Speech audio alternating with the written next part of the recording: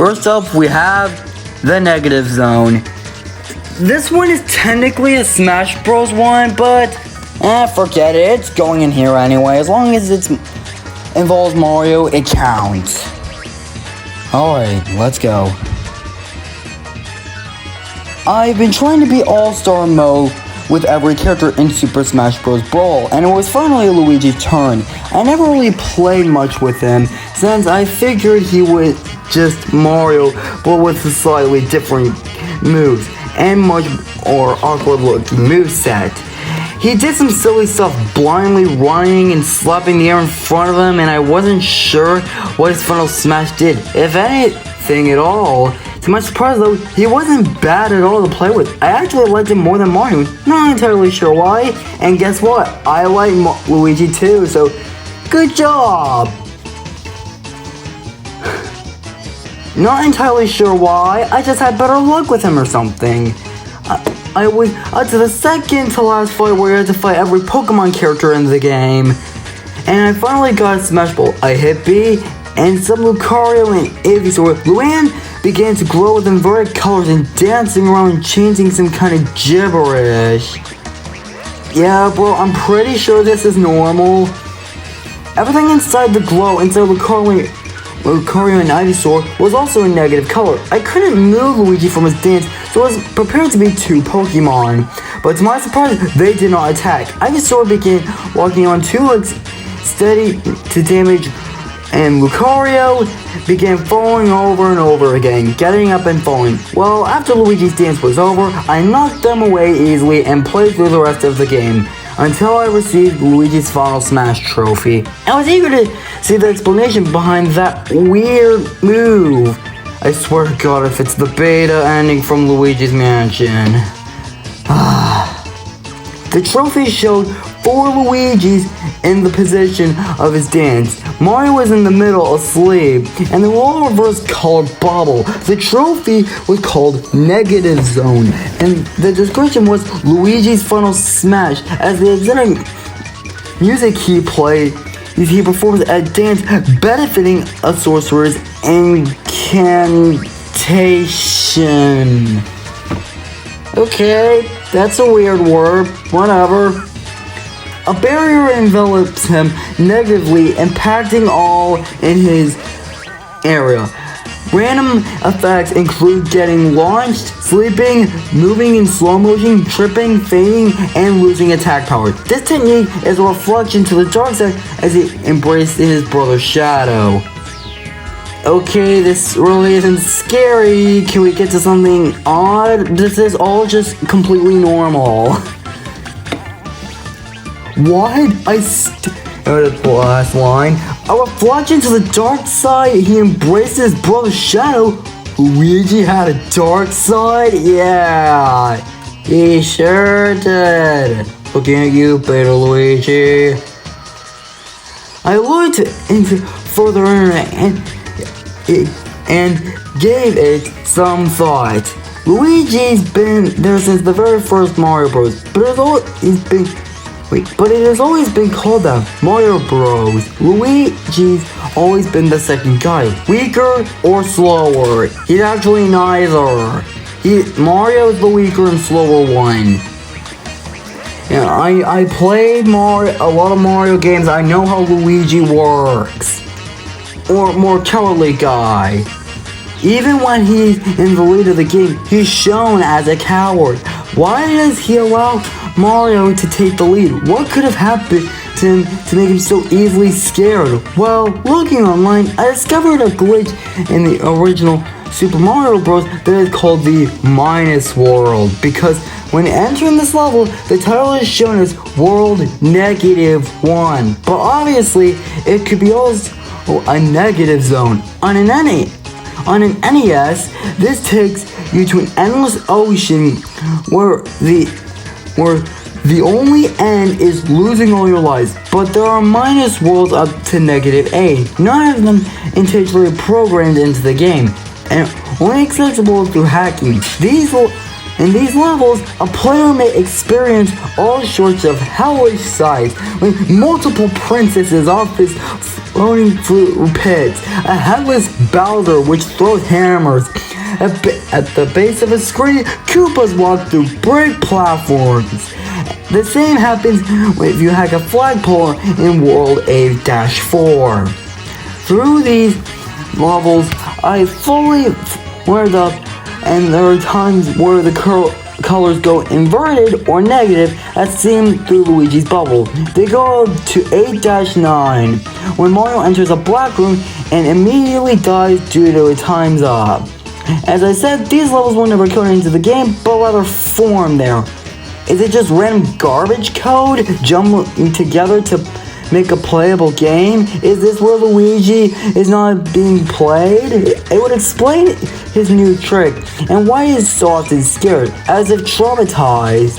Forced to run this gauntlet over and over again, while Mario is bathed in glory for his running in far easier levels all the time. I think it's safe to say that Luigi's anger is now greater than his fear, and he's learned to further control glitches like he was forced to live though. Negative Zone is Luigi's forcing other characters to endure glitches, and he's only getting better. How much longer till Luigi graduates from glitch to full virus, and how much did Nintendo have when they named 2013 Year of Luigi? Well, I'll tell you what, a bunch of crappy Luigi games like Luigi U. Okay, I actually meant one crappy Luigi game, because we got some good games like Luigi's Dark Moon and Mario and Luigi Dream Team. And that was the negative world. It was not scary at all. It was literally just explaining. Let's just move on to the Undertale one. Mutilation. Do not read if you are sensitive to this kind of stuff. Okay, let's go. I love Undertale. Released in 2015, it has become a cult classic. The game introduced many lovable, wacky cartoon characters, but my personal favorite character is Sans, much like everyone else. The powerful yet lazy skeleton, I found myself relatable to him, as me and him both love to sleep and make a lot of jokes, which in my eyes makes him seem more adorable than especially with his cute sounding voice clip. My parents bought me a t-shirt containing Sans on the front that I wear, a plushie of him that I snuggle with every night. My life is perfect, with my parents spoiling me, but it still makes me a nice kid, unlike stereotypical spoiled brats. Anyway, I soon found a game that was released for the Nintendo Switch, and when I heard about it, I became happy. I went to the nearest GameStop and found Undertale for Nintendo Switch. The cover was weird, showing the real knife on instead of the usual backdrop of the new home. I thought it was a special copy though. I went to buy it, and when the clerk saw it, he became nervous. You should put that away, he said, confusing me. Many people claimed it was haunted, but if you want to, it will cost you $6.66. I became suspicious about the price. $6.66? Yeah, I totally trust this. I ignored the warning and bought the game. Yeah, this is great. This is great. Happy to play my favorite game. What a big mistake that was. I'm a pro at the game, knowing of how to spare everyone, so I decided to do the Patches Sword. I, however, felt a sense of dread as I was starting the game. I named myself Kara, and it called the true name as usual, but this time it was written in blood red text, which was normal for Kara, so I assumed she wrote it herself, because yes, I believe that Kara and Frisk are female. Hey, I do too, huh? What a coincidence, both of these stories think that female and Frisk. Kara and Frisk are female, and so do I. What a coincidence. And Kara's text is often blood red. Everything was normal normal after that, with me meeting Toriel, Sans, and other characters. However, Sans was only one voice. Instead of his usual cute voice, he sounded depressed. I played the game on the Genesis I wrote before, which is where I learned of his depression. I shook it off, however, thinking that with Sans' voice had to be new for the Nintendo Switch version of Undertale. I was still confused though. Why would voice actors sound depressed? Also, whenever I would ask Sans if he was alright, he would say the same thing. I'm fine, kiddo. Don't worry about me. He also cried a few points of the game, but what was more noticeable is when I met him at the Metaton Resort. He said that he wanted to be alone for a while. I tried to comfort him.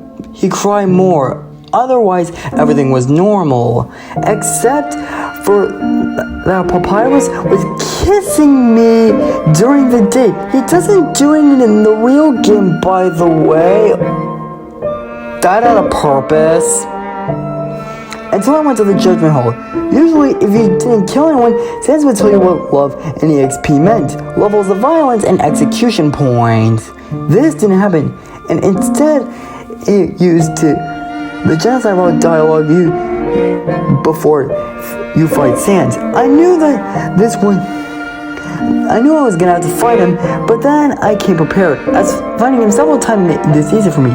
Then things went downhill fast.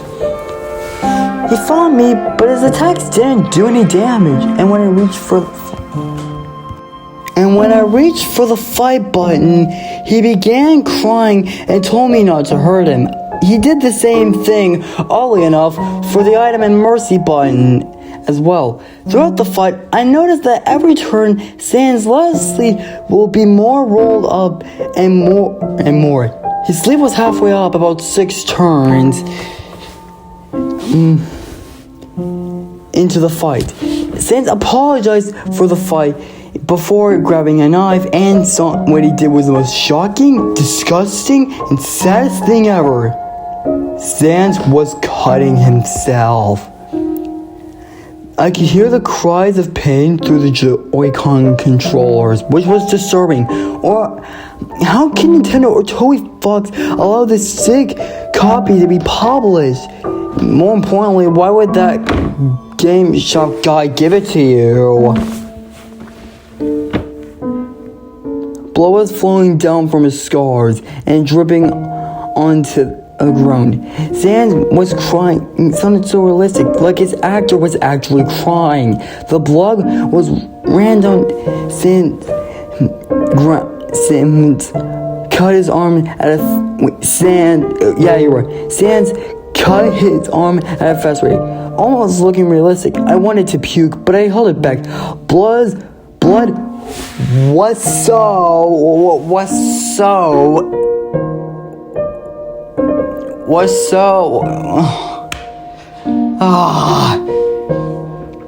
dripping from Sans' mouth and eyes, and every cut would drip more.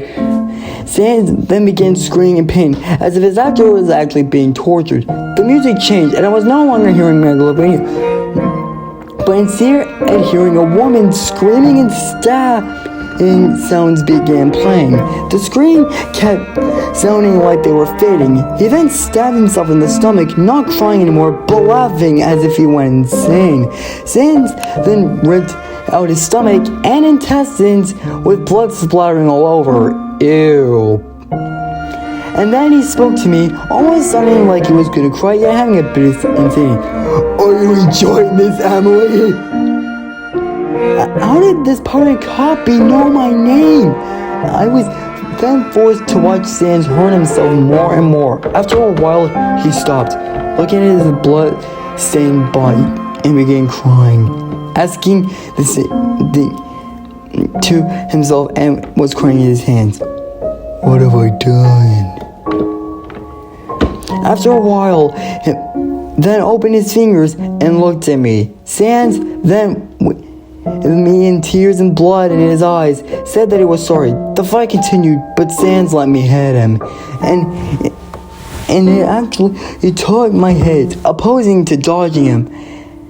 And he had more scars on his body the longer the fight went on. I couldn't control my character anymore, so I was forced to watch my cute player character cut through Sans over and over, with more and more blood flying through every hit.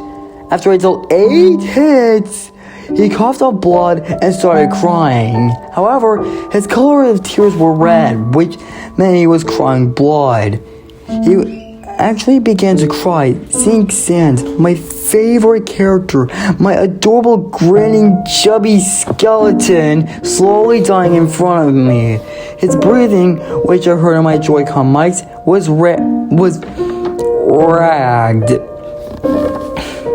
sometimes sounding like it was dying out, sometimes showing me his ruptured his lungs when I slashed him and looked at me in a single.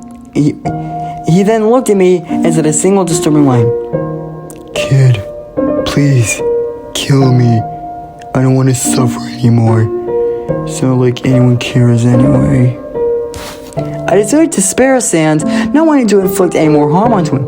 After the transition back to the Judgment Hall, he seemed surprised I spared him, asking why didn't I kill him. 2 options came to the screen: because I love you and because why not. I chose the former and said he loves me too. I hugged my character Sans. I smiled, thinking I had the sweetest interaction I had with Sans. The screen faded to black, and when it returned, Sans was gone. He teleported away. Maybe he went home, I thought, as I checked my inventory. I checked my inventory and found the key to Sans it would give you to his room. Of course, he went home. I decided to take a short way to his house by talking to the riverman. I believed he would say the usual same thing, but he didn't. He said something that was once in the Sans when he saw him as the, and I quote, normally happy the normally happy chubster was crying and bleeding once I was back in Snowden. I went to Sans' house and I unlocked the door to see his room. The screen was cut black for 10 seconds, similar to when you first enter here on the past restaurant. And when the lights came back on, what I saw was even more disturbing than Sans cutting himself. Sans was in a room, hanging from the ceiling by a noose. I was horrified, sickened, and speechless. I knew Sans was depressed, but I never knew he was suicidal. It was drawn very well, like with suicide. What? From DDLC, I have no idea what that is. Sans' blood was on Sans' arms, hands, and chest and stomach. Tears and blood were flowing from his eyes, and the blood in the noose was around Sans' neck. His intestines were ripped out, dangling in front of him. His hoodie and tank top had blood on it, and it was ripped. A knife from the ground was covered in blood, and his sleeve of Sans' hood was rolled up, also revealing more scars. Blood was dripping from the tip of his fingers. I threw up at the grotesque sight of Sans' corpse. Next to him, there was a suicide note, although it wasn't covered in blood like the rest of the room. I read it, and what I read was horrifying and said, here's what the note said. "I can't take it anymore. I'm helpless. I'm lost. I can't deal with faking happiness forever. I don't want to live like this. I want to be free from my depression. The only way out is suicide. The only way I will be free is if anyone sees this. I'm sorry, I just can't live with my sadness anymore, or live with the fact that I have been abused. I just can't. I'm sorry. Tell Frisk and Carrot and Toriel that I love them. Goodbye, cruel world."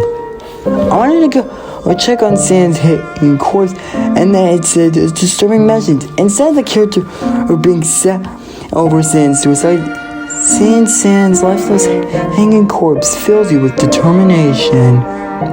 I was horrified. Why did my character who told Sans that they loved him earlier, not care about his suicide. Then the game froze, and a general buzzing was emitted. Then the screen went to black. After about 5 seconds, it turned into a horrific picture of Sans' corpse covered in blood and intestines and ripped out. Only one pupil remained, and the other eye had a knife sticking out of it. One of his arms was ripped out with blood pooling all over it. There was also text above that reads this: "You have caused my suffering, but why? It doesn't matter anymore. I am free." I took the game card out and smashed it. I was horrified for what I just witnessed. I called Toby Fox, and this is the message I got.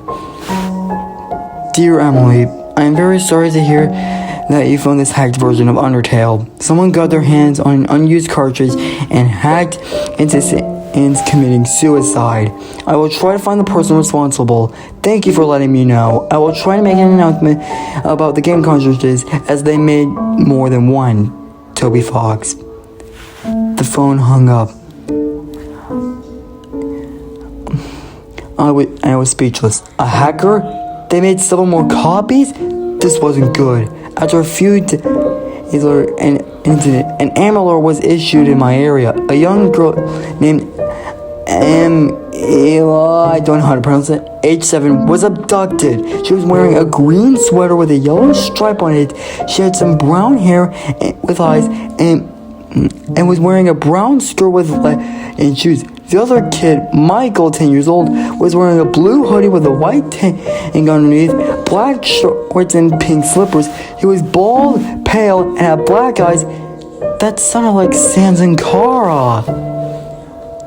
Later on, the kids were found in the Times Square, not far from my apartment in New York. Michael was killed by Emila, and his stomach was ripped open. Emily also discovered to kill her mom, dad, and brother. Emilia said that her name was Kara, and questioned by the police, she was sent to jail later on. I decided to take a bath, which I usually do when I'm nervous, and when I went to get my strawberries, I found my Sans plush sitting on top of the faucet all of a sudden. I was a little mortified, and I placed outside the bathroom. Oh, the Sonic.exe ending? What? They really can't come up with any original, can they? Come on, you can do better than this. Come on, write better stories. I then put some music on, but instead, it turned to the same tune that from the same woman screaming loudly. If you find an Undertale game with a real knight on the cover, destroy it immediately. Otherwise, you will be traumatized like I did on that one fateful day. Well, that was not good at all. That was not scary. That was incredibly boring. Well, that's the end of part 1. Stay tuned for when I make part 2 of Mario vs. Undertale. This is Sans the Critic, signing out. Goodbye.